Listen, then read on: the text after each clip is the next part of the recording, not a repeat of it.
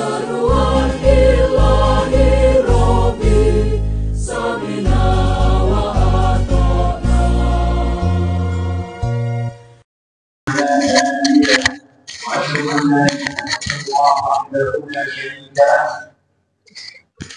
وأشهد أن محمدا عبده ورسوله. اللهم صل وسلم وبارك على نبينا محمد وعلى آله وصحبه وسلم تسليما مزيدا. وبعد إخواني وأخواتي في الدين عزكم الله.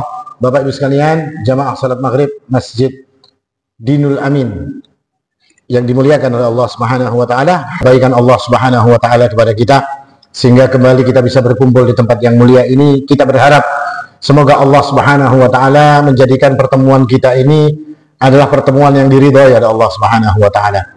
Yang Allah berikan rahmat di dalam pertemuan kita ini, dan nanti ketika kita keluar dari pertemuan ini, selesai pertemuan ini, kita menjadi orang-orang yang diampuni oleh Allah Subhanahu wa taala. Amin ya rabbal alamin. Ikhwani wa akhwati fid din, azzakumullah. Tema kita di malam ini adalah berkaitan dengan satu amalan hati. Amalan hati yang begitu penting. Amalan hati yang akan bisa menjadikan seseorang mendapatkan kebaikan dunia dan akhiratnya. Amalan hati yang akan menjadikan seseorang itu mendapatkan balasan dari Allah yang dengan balasan sebaik-baiknya, serta amalan hati yang menjadikan ibadah seseorang kepada Allah Subhanahu wa taala itu menjadi ibadah yang baik. Amalan hati itu berdasarkan pada sebuah hadis. Nabi SAW bersabda, qala Allah Ta'ala, Nabi mengatakan, Allah berfirman, artinya ini hadis qudsi. Hadis qudsi itu mengatakan, ana inda dhanni abdi bi falyadhunna bi ma sya. Aku ini seperti prasangka hambaku, dan hendaklah hambaku itu berprasangka kepadaku terserah dirinya. Artinya amalan hati itu adalah prasangka baik atau husnudzan kepada Allah Subhanahu wa taala. Allah mengatakan, aku seperti prasangka hambaku. Maka silahkan kalian sebagai hambaku, kata Allah Subhanahu wa taala, silahkan kalian mau berprasangka seperti apa kepada diriku, karena aku akan seperti prasangka hamba tersebut kepadaku. Jadi kita nanti yang menentukan, Mbak. Kalau prasangka baik kepada Allah, maka Allah akan mendatangkan kebaikan. Kalau kita prasangka buruk kepada Allah, maka Allah pun juga tidak akan memberikan kepada kita kebaikan. Dan husnudzan adalah amalan hati atau ibadah hati yang sangat agung. Yang ibadah ini akan membuat, atau bahkan di kalangan salafus saleh, ini jadi ibadah yang selalu mereka utamakan di dalam hati mereka. Punya prasangka baik kepada Allah Subhanahu wa taala. Pertanyaannya sekarang, kita ini prasangkanya kepada Allah seperti apa, Pak? Mungkin ada di antara kita yang akan menjawab, prasangka saya baik Ustadz kepada Allah. Ada juga nanti yang ngomong, ada tahu Ustadz prasangka ulun lawan Allah kayak apa. Ada juga yang bilang, waduh saya tidak berharap banyak-banyak kepada Allah Subhanahu wa taala. Nah, ya kan? Karena Allah Subhanahu wa taala juga bertanya kepada kita. Jadi pertanyaan yang saya tanyakan tadi itu Allah yang tanya duluan, bukan saya. Saya cuma niru pertanyaan Allah Subhanahu wa taala. Apa kata Allah Subhanahu wa taala? "Fama dhannukum birabbil alamin." Seperti apa prasangkamu kepada Allah Subhanahu wa taala, Rabbul Alamin? Seperti apa kata Allah Subhanahu wa taala? Maka ketika kita akan menjawab seperti apa prasangka kita kepada Allah Subhanahu wa taala, kalau kita ini, Pak, kalau ditakuni ideal-idealnya, itu biasanya jawab ideal ya. Kalau gimana, Pak, prasangkanya kepada Allah? Baik. Gimana, Pak, kalau ada orang yang salah kepada Bapak lalu minta maaf? Apa jawaban, Pak? Apa jawabannya, Pak? Dimaafkan. Sudah ngambil uang pian ini, iya tetap ulun maafkan. Cobain, Bang, kayaknya bujuran ya, dimaafkan, ya kan? Kita cari realitasnya.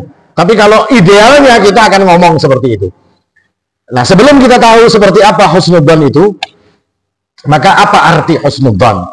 Husnudzan atau prasangka baik kepada Allah Subhanahu wa taala itu diberikan pengertian oleh ulama, tawaqqu'ul jamil minallahi Subhanahu wa taala. Artinya semua yang datang dari Allah, semua yang Allah jadikan untuk kita itu adalah baik. Nah ini Pak, yang agak beratnya di sini Pak. Semua yang dijadikan oleh Allah untuk kita itu adalah baik. Sakit baik nggak Pak? Baik ya Pak. Ini Bapak dah baik ya kan, karena sakitnya dari Allah ya Pak. Miskin baik nggak Pak? Baik dari kita ya kan. Atau mungkin misalnya miskin kena musibah itu baik enggak? Kita akan mengatakan baik. Kenapa? Karena miskin, kaya, sehat, sakit, musibah, nikmat, semua itu datang dari Allah Subhanahu wa taala. Maka ketika kita berkata husnudzan, prasangka baik kepada Allah Subhanahu wa taala, maka tawakku'ul jamil min Allah. Semua yang datang dari Allah itu bagus, jamil, bagus. Mau dikasih sakit oleh Allah itu bagus. Mau dikasih sehat oleh Allah itu bagus. Miskin bagus, kaya bagus, musibah bagus, nikmat itu bagus, karena semua itu datang dari Allah Subhanahu wa taala. Nah, pertanyaannya sekarang, mampukah kita merasakan dalam hati kita sakit itu bagus, miskin itu bagus, musibah itu bagus? Mampukah kita mengadakan dalam hati kita prasangka seperti itu? Berat. Ya Pak? Berat apa ringan, Pak? Wah, kena sakit terus alhamdulillah garing. Jar dokter, Bapak besok ini harus operasi, biayanya 200 juta. Alhamdulillah keluar duit 200 juta. Ya kan? Karena ini datangnya dari Allah. Berat prakteknya. Tapi ibadah ini akan mendapatkan kebaikan nanti di sisi Allah Subhanahu wa taala. Itulah husnudzan kepada Allah Subhanahu wa taala. Artinya semua yang diberikan itu baik. Sebagai contoh, ketika Sayyidah Hajar alaihassalam dan Ismail alaihassalam itu ditempatkan oleh Nabiullah Ibrahim alaihissalatu wassalam di Mekah, ya kan, fi wadin ghairi dhi zar'in 'inda baitikal muharram, di satu tempat yang tidak ada pohon, tidak ada kehidupan, panas, gak ada apa-apa. Di tempat tersebut Ismail dan ibunya Ismail yang masih menyusu diletakkan oleh Nabiullah Ibrahim alaihi salatu wassalam di tempat tersebut. Pertanyaannya lagi sekarang, Pak, baik ada diandak di situ seorang yang baru melahirkan, anaknya yang masih menyusui ditaruh di padang yang gak ada manusia, panas, gak ada tumbuhan, gak ada air, gak ada apa-apa? Baik enggak itu, Pak? Pian kira-kira kalau ada lelakian kayak itu, dasar lelakian kurang ajar nih dari ibu-ibu, ya Pak? Kok bininya diandak di wadah nang kayak itu? Pasti ngomong seperti itu kita. Hajar pun ketika diletakkan oleh Ibrahim alaihi salatu wassalam di tempat itu, beliau pun terus ketika Ibrahim pergi setelah meletakkannya, maka Hajar, Sayyidah Hajar alaihi salam itu mengejar Nabi Ibrahim. Ya Ibrahim, kata beliau. Kenapa engkau tinggalkan kami? Ya Ibrahim, kenapa engkau tinggalkan kami? Terus dia mengejar Ibrahim sambil mengatakan seperti itu. Sampai kemudian Hajar itu mengatakan kepada Nabi Ibrahim pun tidak menghiraukan. Sudah ditinggal di wadah nangkaya itu, menghiau kada dihirani, ya Pak. Akhirnya Hajar mengatakan, ya Ibrahim, Allahu amaraka bihada. Wahai Ibrahim, apakah Allah yang menyuruhmu untuk meletakkan kami di tempat seperti ini? Baru Ibrahim menoleh dan mengatakan, na'am, iya, kata Ibrahim, iya, Allah yang memerintahkan dirimu untuk kuletakkan di tempat ini. Lihat husnudzannya Hajar alaihassalam, ya kan? Sayyidah Hajar alaihassalam ketika dikasih tahu bahwasanya yang memerintahkan adalah Allah Subhanahu wa taala, maka beliau mengatakan, ya kalau begitu pergilah. Idzan la yudayyi'una Allah. Kalau engkau yang memerintahkan adalah Allah, pergi. Karena Allah tidak pernah akan menyia-nyiakan kami. Apa ini namanya, Pak? Husnudzan kepada Allah Subhanahu wa taala. Karena perintah yang diperintahkan oleh Allah Subhanahu wa taala selalu baik. Ujung daripada semua perintah Allah itu adalah baik. Ini contoh daripada bentuk husnudzan. Dan ketika seseorang husnudzan, seperti hadis di awal tadi dikatakan, ana 'inda dhanni 'abdi bi. Prasangkaku seperti hambaku. Kalau hamba prasangka baik, maka baik yang dia dapat. Dalam riwayat lain, Allah Subhanahu wa taala berfirman, qala Allah azza wa jalla, ana 'inda dhanni 'abdi bi, in dhanna bi khaira falahu wa in dhanna bi syarra falahu. Aku seperti prasangka hambaku kepadaku, kata Allah. Kalau dia berprasangka baik kepadaku, falahu, maka dia pun dapat kebaikan. Wa in dhanna bi syarra falahu, kalau dia berprasangka buruk kepadaku, maka dia yang akan mendapatkan keburukan. Seperti itulah. Maka hikmah daripada semua ini, Pak, apa yang kita dapatkan di dalam hidup itu sesuai dengan prasangka kita seperti apa kepada Allah Subhanahu wa taala. Ketika kita mendapatkan prasangka baik yang ada pada diri kita, pasti yang akan kita dapatkan dalam hidup ini semuanya kebaikan. Di dunia, kelak di akhirat lebih baik lagi yang akan diberikan oleh Allah Subhanahu wa taala. Tapi siapa saja yang punya prasangka buruk kepada Allah Subhanahu wa taala, maka dia pun akan mendapatkan keburukan. Ya, contoh prasangka buruk itu misalnya, Pak, aduh ini ekonomi lagi seret ini, kadang ini sudah pindahnya mencari kehidupan, kan lah, gawian kena, ribut seperti itu, Pak. Padahal belum dijalani. Kayak orang mau sekolah, waduh, sekolah kedokteran itu ngalih banar ini. Ya kan, susah sekali, sudah mungkin kita akan sekolah kedokteran. Tes saja belum kok. Ya percuma, Ustaz, saya jurusan IPS, ya Pak. Ada lah, Pak, jurusan IPS hari ini. Masih ada? Hah? Masih ada, Pak lah. Soal bahari itu, Pak, ya Pak. Ya kan, kalau IPS kan kedokteran kadang awak. Nah, itu bukan husnudzon, itu tahu diri maksudnya. Maksudnya, kalau belum melakukan sesuatu, jangan pernah berprasangka kita nggak akan bisa, kita nggak akan mampu, kita tidak. Tapi semua itu diperintahkan oleh Allah untuk optimis dan menggantungkan prasangka kita kepada Allah dengan prasangka-prasangka yang baik. Nah, ini gambaran daripada husnudzon. Apa yang akan didapat oleh orang yang mengatakan bahwasanya dia punya husnudzon yang baik? Sebuah riwayat dari Ammar bin Yusuf, ketika suatu hari dia melihat dalam mimpinya seorang sahabat dirinya. Jadi Hasan bin Yusuf ini punya sahabat namanya Hasan bin Saleh. Hasan bin Saleh ini telah meninggal dunia.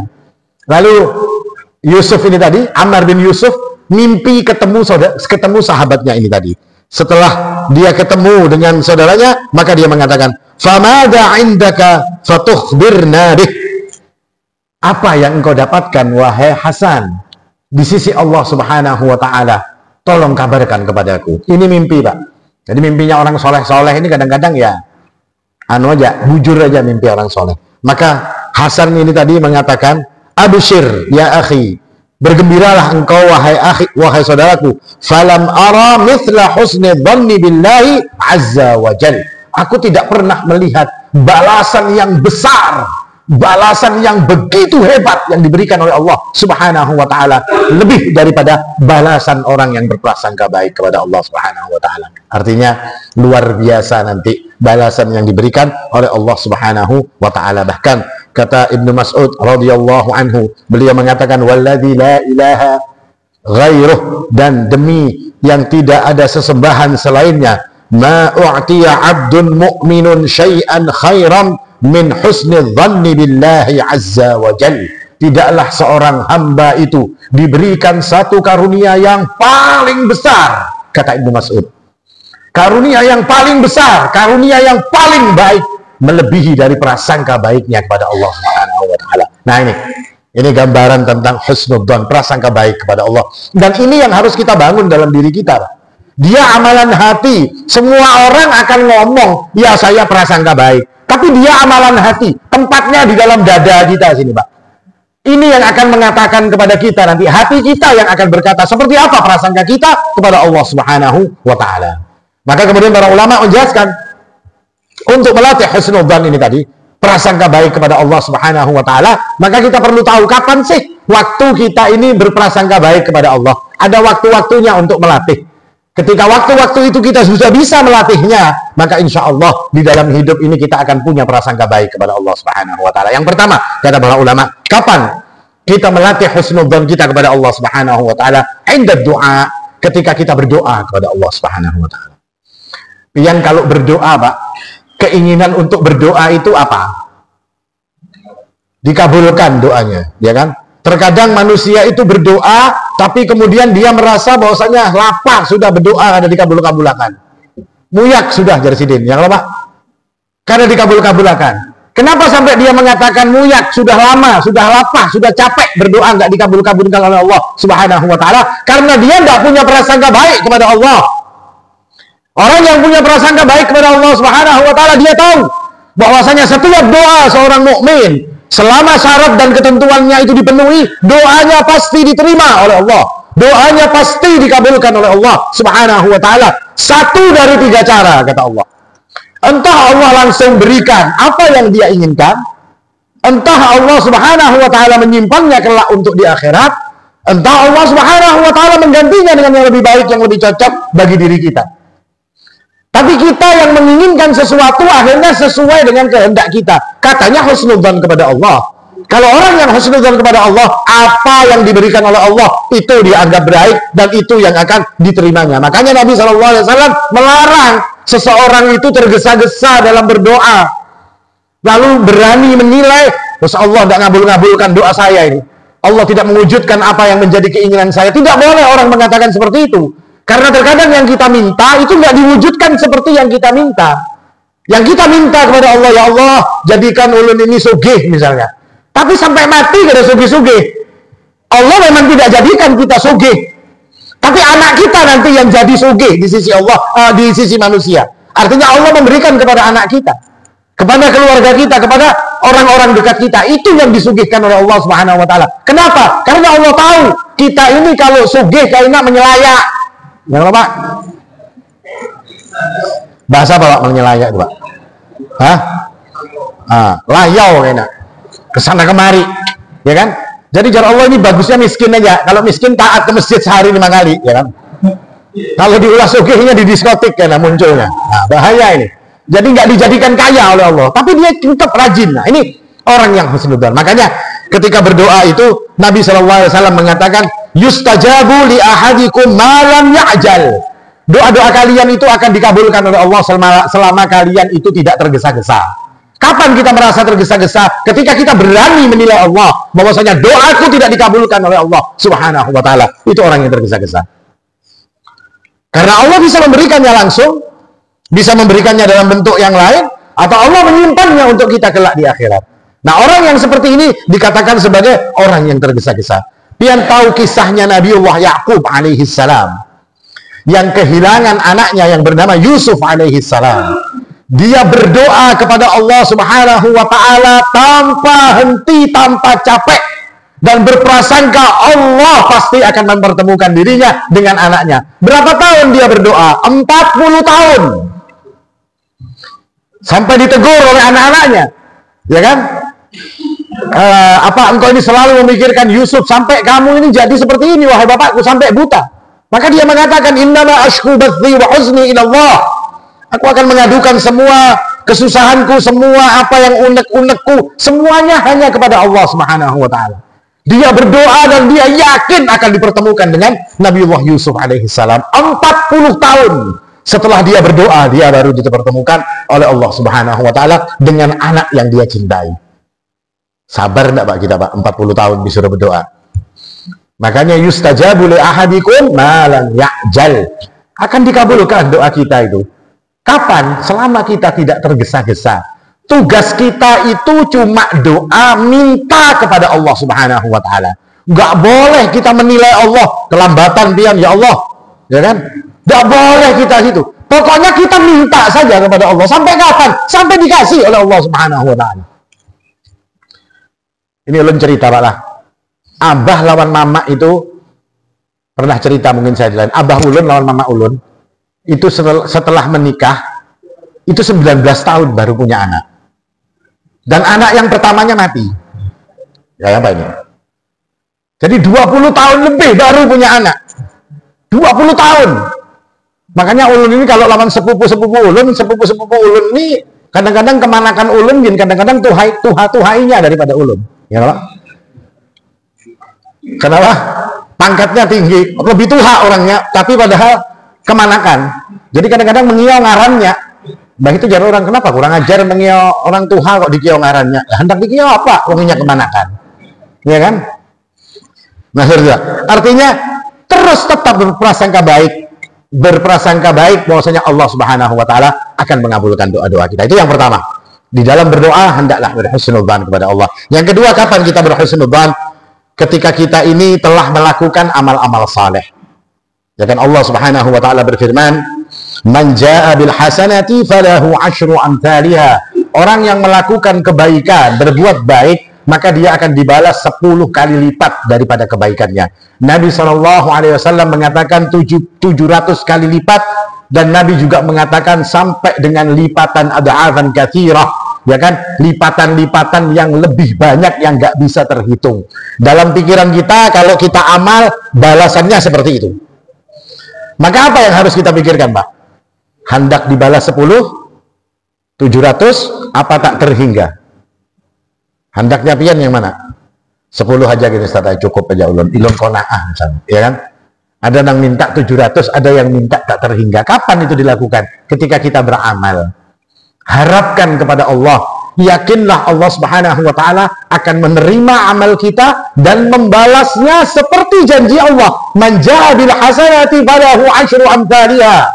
Yang melakukan kebaikan dibalas oleh Allah Subhanahu wa taala 10 kali lipat. Yakinkan diri kita bahwasanya kita harus berprasangka baik, Allah terima amal kita, Allah akan balas amal kita, diganjarnya kita 10 kali lipat atau 700 kali lipat, atau bahkan dalam lipatan-lipatan yang tak terhingga. Nah, kita ini kadang-kadang setelah ibadah, setelah melakukan ibadah, lupa untuk mikir yang seperti ini, Pak. Habis sembahyang, ya sudah, Assalamualaikum, Assalamualaikum, boleh. Habis sedekah, ya sudah, selesai. Habis apapun daripada amal saleh, kita selesai. Gak ada pikiran lain di dalam diri kita. Seharusnya yang kita pikirkan adalah seperti para ulama, seperti kisah para nabi-nabi, ya kan? Nabi-nabi di dalam Al-Quran itu diceritakan kalau mereka ini sudah melakukan satu kebaikan, mereka itu selalu berdoa kepada Allah Subhanahu wa taala. Rabbana taqabbal minna innaka antas sami'ul alim wa tub 'alaina innaka antat tawwabur rahim. Wahai Allah, terimalah apa yang sudah kami lakukan ini, innaka antas sami'ul alim. Terima amalku, wahai Allah. Engkau maha mendengar, engkau maha tahu. Wa tub 'alaina innaka antat tawwabur rahim. Dan ampuni kami, ya kan, karena engkau adalah yang maha penerima taubat dan maha penyayang. Kenapa? Mungkin dalam amal kita itu ada kelirunya, ada salahnya, ya kan, ada keburukan-keburukan, ada kurangnya dalam amal kita. Maka kita berhusnudzan bahwasanya amal kita diterima oleh Allah, kekurangan dari amal kita diampuni oleh Allah Subhanahu wa taala, dan Allah membalas sebagaimana janji Allah 10 kali lipat sampai jumlah lipatan yang tidak terhingga. Prasangka baik amal-amal kita itu diterima oleh Allah Subhanahu wa taala. Ini yang kedua. Yang berikutnya, kapan kita berhusnudzan kepada Allah Subhanahu wa taala adalah 'inda tawakkuli 'alaihi fi talabir rizq. Ketika seseorang itu mencari rizki, kerja, begawi, itu harus punya prasangka baik kepada Allah Subhanahu wa taala. Apa prasangka baiknya kita kepada Allah? Bahwasanya rizki kita itu sudah ditetapkan oleh Allah. Rizki kita itu sudah disebar oleh Allah Subhanahu wa taala di muka bumi ini. Makanya orang kalau habis Jumatan, kalau sebelum Jumatan dengar adzan disuruh meninggalkan urusan cari rizki. Wadarul bai', kata Allah. Tinggalkan jual beli. Jual beli kan cari rizki, Pak, disuruh meninggalkan. Tapi setelah sholat itu dilakukan, fantashiru fil ard, kata Allah. Berpencarlah kalian di muka bumi. Berkelilinglah kalian di muka bumi. Wabtahu min fadlillah. Cari rizkinya Allah. Cari karunia Allah Subhanahu wa taala setelah kalian melakukan sholat Jumat ini tadi. Artinya perintah untuk mencari rizki itu diperintahkan oleh Allah Subhanahu wa taala, dan kita berprasangka baik, ya kan, bahwasanya rizki kita itu ada. Tinggal apa, Pak? Tinggal kita yang mencarinya. Pasti diberikan oleh Allah. Karena kalau orang nggak dapat rezeki, mati dia, Pak. Rizkinya orang itu pasti ada. Rizkinya habis kapan? Kalau mati. Karena mungkin orang mati akan mendapatkan rizki lagi, nggak mungkin. Selesai. Rizkinya orang itu pasti ada. Yang dituntut kepada kita apa? Untuk usaha. Selesai. Itu yang diperintahkan oleh Allah Subhanahu wa taala kepada kita. Dan kita yakin rizki kita sudah ditentukan. Sejak kapan? Sejak kita umur 120 hari dalam perut ibu kita. Sudah jelas rizki kita. Rizki kita tercatat di Lauhil Mahfuz. Mulai A sampai Z semuanya. telah selesai ditetapkan oleh Allah Subhanahu wa Ta'ala. Maka kita tinggal mencari. Lalu ketika orang mencari rezeki, ada dua kemungkinan. Ada yang Allah luaskan rezekinya, maka dia akan mendapatkan banyak daripada rezeki. Ada juga yang orang Allah sempitkan rezekinya. Yang jadi masalah ini yang sempit rezekinya, Pak. Kalau luas rezekinya ini jangan nggak ada masalah sudah ya. Kalau nyaman seberataan, nggak ada masalah. Ini tenang orang yang seperti ini sudah ideal. Yang jadi masalah kalau rezekinya sempit. Apa yang harus dilakukan? Bisa dia berhusnudzan kepada Allah, prasangka baik. Ya ini sudah yang diberikan oleh Allah Subhanahu wa Ta'ala. Pian mungkin pernah dulu punya anak yang umurnya masih 5 tahun, Mbak. Anak pian pernah kalau umurnya 5 tahun, terus ini minta duit, bah minta duit berapa? 5 juta, ya. Dikasih, Pak. Kalau saya kasih, Ustadz, saya ini triliun duit saya ini misalnya. 5 juta itu ganjelnya meja itu misalnya, anak. Ya. Biarpun banyak duitnya si bapak, nggak mungkin anak umur 5 tahun dikasih 5 juta, betul Pak? Iya kan? Maka seorang yang, kenapa bapaknya tidak mau ngasih dia 5 juta? Karena bapaknya tahu, anak ini nggak bisa pegang 5 juta. Kalau dia pegang 5 juta, malah nanti urusannya jadi ruwet, jadi runyam urusannya. Prasangka baik kepada Allah ketika kita mendapatkan rezeki sedikit, ya seperti itu. Allah itu tahu kalau kita banyak rezekinya, dilimpahkan oleh Allah rezekinya, maka akan terjadi sesuatu yang mungkin tidak baik. Dan dengan rezeki yang diberikan sedikit oleh Allah Subhanahu wa Ta'ala, itu tetap Allah Subhanahu wa Ta'ala menginginkan kebaikan untuk kita. Berat Pak, berat banar. Ujar orang Jawa, nemen beratnya. Ya kalau Pak Yamin tahu nih, Pak Adri tahu juga, nemen beratnya kan. Dikasih sedikit dia merasa, oh ini sudah prasangka baik Allah kalau ngasih pasti cukup. Seperti bapak ngasih anaknya pasti cukup, insya Allah cukup. Allah ngasih kita pun juga seperti itu, pasti cukup. Nah saat itulah kita dituntut untuk menerima baik dan berprasangka baik kepada Allah Subhanahu wa Ta'ala berkaitan dengan rizki. Makanya kalau kita melihat sahabat Nabi Muhammad SAW, itu bahkan miskin-miskin Pak pada awalnya.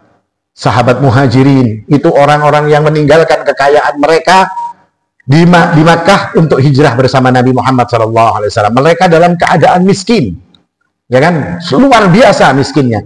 Tapi apakah pernah kita mendengar ada sahabat Nabi yang nggak kuat miskin terus murtad?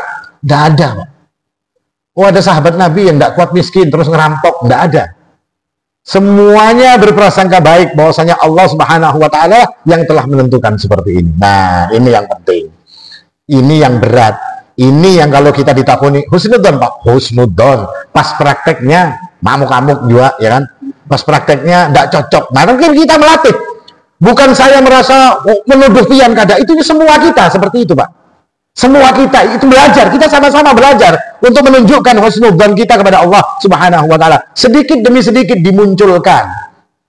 Saya pun juga seperti itu. Terkadang kita ini kan kadang-kadang kalau tidak jadi, kada sukses, kada apa, ngamuk kita ini, kecewa. Ya kan?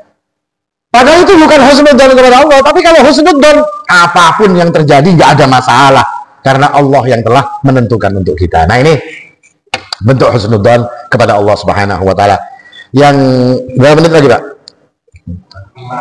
Rasa ancap Pak lah. Yang terakhir aja padahal beberapa ini. Yang terakhir ini yang paling penting. Kapan kita harus husnudzon kepada Allah, dan ini tidak boleh tidak. Tidak boleh tidak saat ini. Saat kapan? Saat kita menghadapi ajal. Saat manusia dalam sakaratul maut. Maka tidak boleh dia tidak berhusnudzan kepada Allah Subhanahu wa Ta'ala. Nabi SAW mengatakan berkaitan dengan ini, kata Nabi SAW, la yamutanna ahadukum illa wa huwa yuhsinu dhanna billah. Janganlah kalian mati, kata Nabi Muhammad SAW, kecuali kalian sudah berprasangka baik kepada Allah Subhanahu wa Ta'ala. Karena itu akhir daripada kehidupan kita. Maka orang yang berprasangka baik kepada Allah Subhanahu wa Ta'ala, falahu, maka dia akan mendapatkan kebaikan. Wa man dhanna billahi syarran, ya kan, falahu, dia pun akan mendapatkan keburukan. Maka orang yang ketika akan meninggal dunia, maka prasangka yang harus dimunculkan pada dirinya ini adalah prasangka-prasangka baik. Makanya ayat-ayat yang menjelaskan tentang matinya orang-orang beriman itu selalu ada kalimat alla takhafu wa la tahzanu, ya kan? Jangan takut, jangan bersedih. Itu hiburan Allah Subhanahu wa taala kepada orang beriman yang akan mati. Karena ketika kita mati itu, Pak, dalam sakaratul maut, akhir-akhir hidup kita itu adalah saat yang paling berat. Bahkan saat itu setan pada datang semua. Untuk apa? Ini kesempatan terakhir, kata para ulama. Imam Ahmad menjelaskan ini kesempatan terakhir bagi setan untuk menjadikan orang ini berputus asa dari rahmatnya Allah Subhanahu wa taala. Maka menjadikan orang itu supaya nggak ada lagi prasangka diampuni atau dirahmati oleh Allah. Tidak. Tapi husnudzon ketika dekatnya ajal kita adalah kita berprasangka baik, dosa kita diampuni oleh Allah, ajal kita ini dirahmati oleh Allah Subhanahu wa taala, dan cara mati kita itu dengan cara mati yang baik di sisi Allah. Artinya husnul khatimah, kita menginginkan di hadapan Allah. Sebuah riwayat dari Anas radhiyallahu anhu, dakhala an-nabiy sallallahu alaihi wasallam ala syab. Nabi suatu hari pernah menjenguk seorang pemuda, wa huwa fil maut. Laki-laki atau pemuda ini dalam keadaan sakaratul maut, sudah dekat meninggal dia ini. Lalu Nabi SAW mengatakan, kaifa tajiduk? Seperti apa engkau dapati dirimu? Seperti apa perasaanmu? Kata Nabi.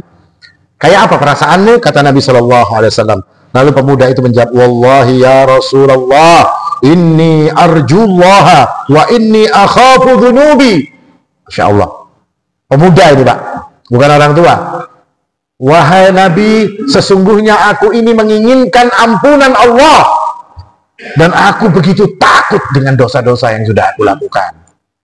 Dia harapkan ampunan Allah, dan dia begitu takut dengan dosa yang dia lakukan. Kayak kita ini kan banyak dosa, Pak. Harus takut itu, Pak. Dan itu harus dimunculkan kapan?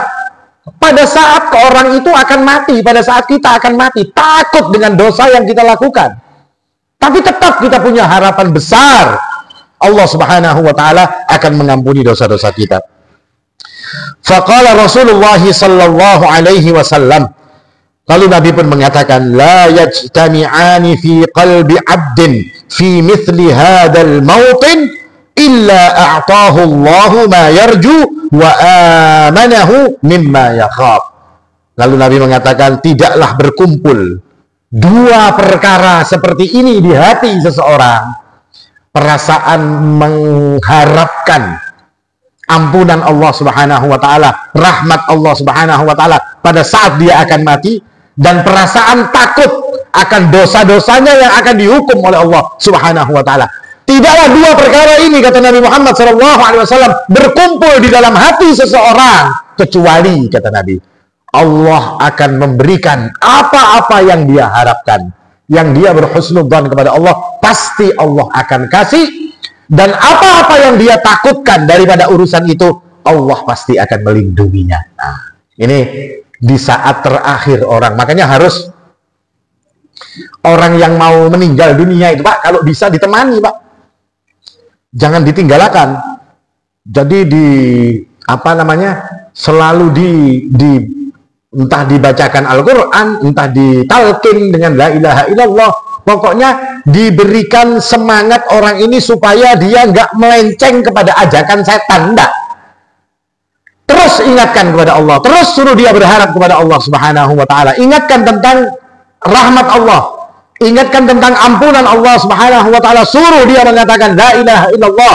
Karena Nabi SAW mengabarkan, orang yang akhir kalamnya la ilaha illallah dakhala al-jannah, akan jadi penyelamat bagi dirinya dan masuk ke dalam surganya Allah Subhanahu wa taala. Habis waktunya.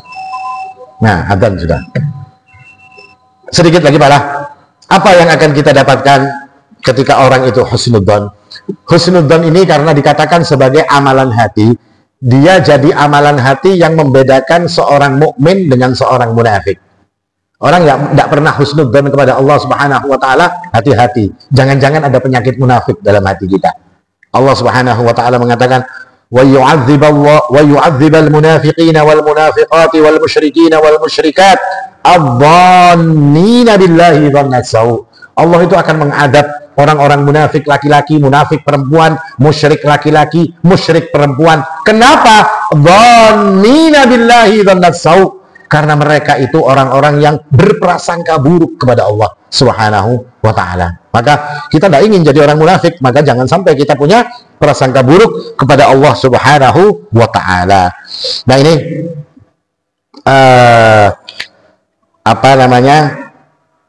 keutamaan atau faedah yang kita dapatkan ketika kita bisa menghadirkan husnudzan di dalam hati kita. Dan terakhir, husnudzan kepada Allah Subhanahu wa ta'ala itu akan menjadikan seseorang, kata para ulama, selamat kelak ketika mereka bertemu dengan Allah Subhanahu wa ta'ala. Karena prasangka baiknya, Allah akan membalas prasangka baik itu dengan kebaikan untuk diri-diri kita. Ini mudah-mudahan bisa bermanfaat yang bisa ulun sampaikan berkaitan dengan prasangka baik kita kepada Allah Subhanahu wa ta'ala. Dan kita berharap, berdoa kepada Allah, minta supaya Allah itu memudahkan diri kita prasangka baik kepada Allah Subhanahu wa ta'ala. Dan semoga apa yang kita minta, apa yang kita harap dari Allah Subhanahu wa ta'ala akan diwujudkan oleh Allah Subhanahu wa ta'ala. Aqulu qouli hadza wal haqqu 'inda Allah. Subhanakallahumma bihamdik asyhadu an la ilaha illa anta astaghfiruka wa atubu ilaik. Tsumma assalamu alaikum warahmatullahi wabarakatuh.